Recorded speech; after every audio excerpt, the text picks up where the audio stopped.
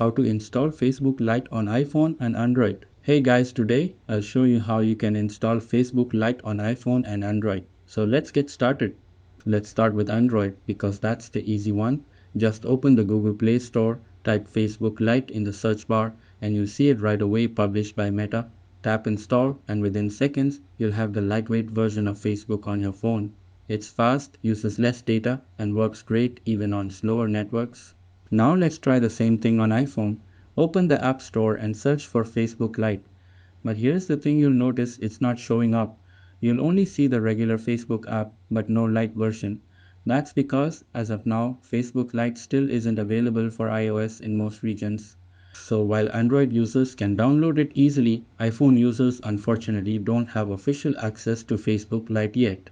Hopefully Meta brings it to iOS soon, but for now, if you're on iPhone, you'll have to stick with the main Facebook app. That's it, and thanks. I will catch you all in the next video.